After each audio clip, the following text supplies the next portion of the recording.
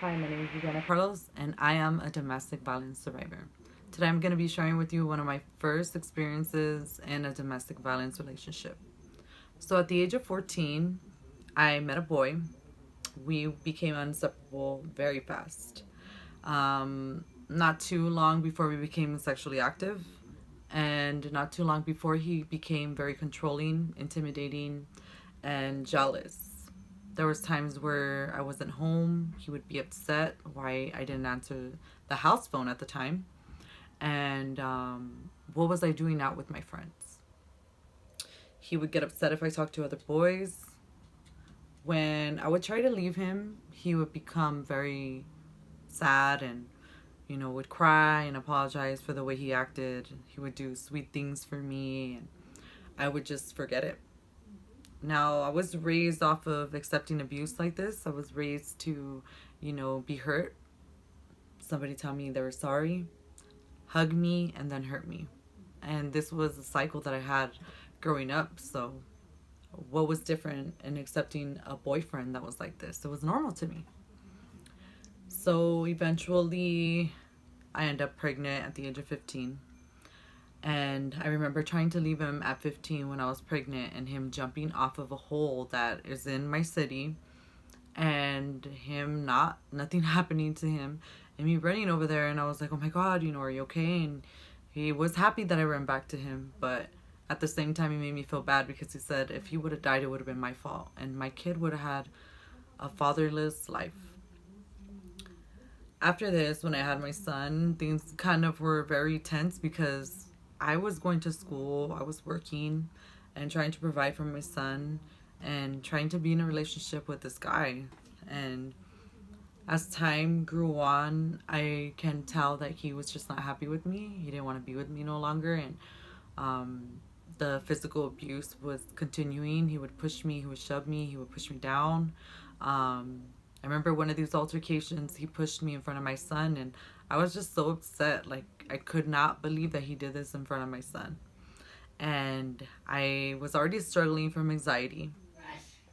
I remember after him pushing me down, thinking to myself, like, how can I let this little guy push me around and hit me and think that he can do this to me? And maybe if I were to hit him back and, mess him up, he'll stop and he'll leave me alone.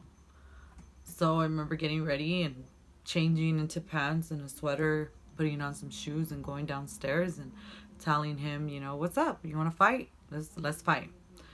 Me thinking that I'm going to swing on him, and I do nothing. He swings on me. That all I know is that I curled into a ball and he was just swinging on me. I did nothing about it. It stopped until one of his family members came and pulled him off of me and, took him outside and tried to calm him down. And I remember his sister, no, it was his mother, apologizing to me why, for her son's behavior and why he was hitting me. And I remember her crying too. She felt bad. After this, the abuse continued, and I stood until finally I was just tired of him, bringing different girls to the house and making me feel like I was nobody. We ended up separating, and my biggest regret was leaving my son with him because I felt like I didn't want to be like my mom, where she was left with 3 kids, and this guy thinks he's going to leave me and go and be with all these girls while I'm stuck with his son.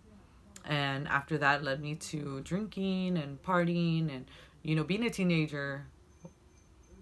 After this, I met another person, and that's a whole different story that I will continue on with tomorrow's video.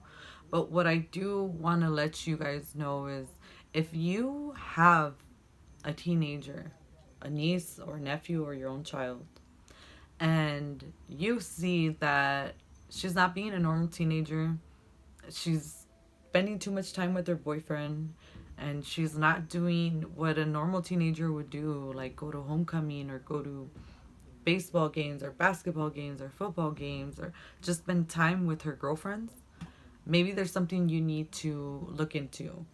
I feel like that's a big flag right there, that the boyfriend is maybe controlling and very jealous of the people that she's around, and what he's doing is isolating her from other people that she can talk to. if there's any traits like this where, you know, their self-esteem is going down, or they're looking different, they're feeling different, and you know, they're just a completely different child than what they were, you should worry and speak out to them, help them out, maybe get them some therapy if they don't want to open up to you. That's one of my stories as a teenager, going through a physical abusive relationship and many other different abuses. And I hope that I can prevent somebody from going through the same steps that I took. I hope you guys enjoyed the video. Have a great night.